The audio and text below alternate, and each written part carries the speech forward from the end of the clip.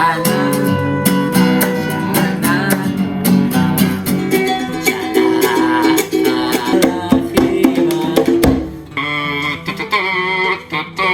now could you show us how to play the shofar?